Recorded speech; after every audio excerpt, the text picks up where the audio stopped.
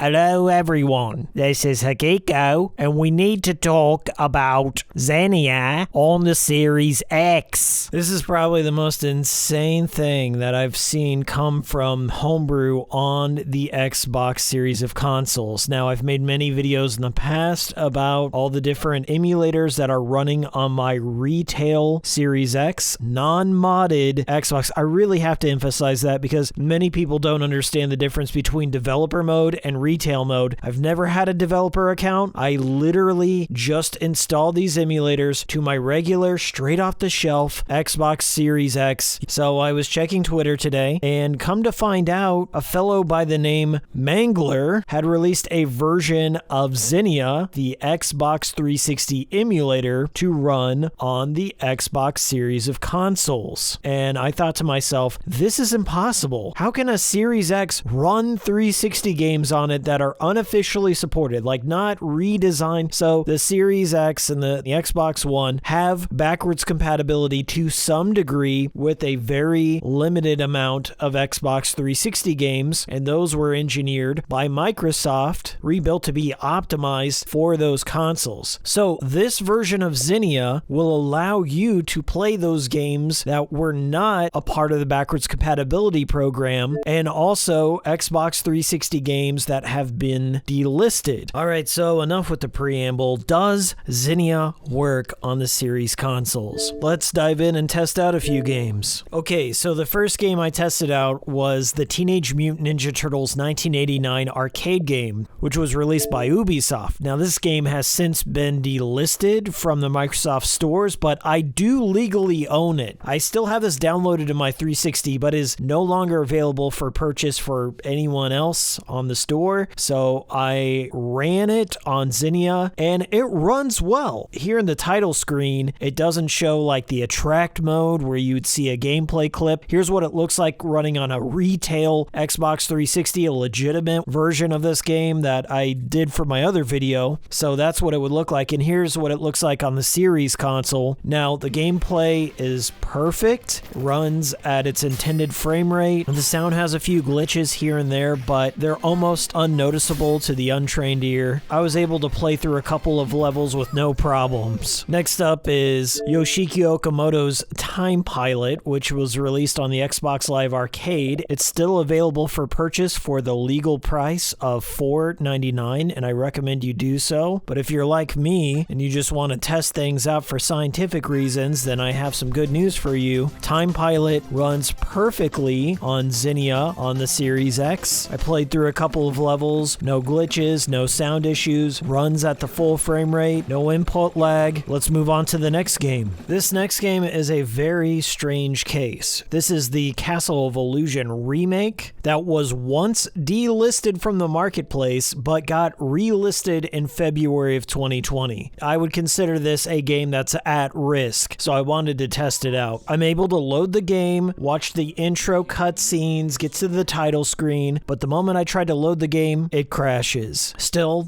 Xenia's in beta, and I'm just very impressed that I was able to get this far. Now let's try a heftier game. After my last video, I wanted to try NeverDead because this is a physical only game from Konami that has never been available digitally on the marketplace. It's never going to be made digitally again, probably never going to be re-released again by Konami, and unfortunately it wasn't made backwards compatible with the series line of consoles. Like Castle of Illusion, it loads the title screen, it loads the intro videos, but the moment you try and load the game, it unfortunately crashes. But this is still incredible progress. Things are looking great. Let's try one more game. So another game that was released on PS3 and 360 that has a physical only release, not released on PC either. Splatterhouse by Namco. This is a rough around the edges kind of game. It's not perfect, but I really enjoyed it when it first came out. So the title screen loads, the introductory movie loads, you can get to the options menu, and then it looks like the game game is just about to load so you can play it, and then it crashes. So is Xenia playable on the Xbox Series X? Yes, to a limited degree. You can play the smaller Xbox Live Arcade kind of games, seem to work pretty well, but the big full-featured Xbox 360 games, from the ones that I've tested, Xenia is going to need a few more builds before we get these up and running, but I'm a believer. The Series X is going to become an emulation powerhouse, an all-in-one Swiss Army knife. It's going to live up to the dream of the Xbox One, like the initial concept, the all-in-one box, just a generation later. Anyways, this is a short off-the-cuff video. I just tested these out just to put that out there in the world. Thank you so much, Mangler, for putting out this build of Xenia. I know there's a lot more work to do, but just seeing this stuff here gives me a lot of hope for the future of emulation on the series consoles. I've been Hikiko. See you next time.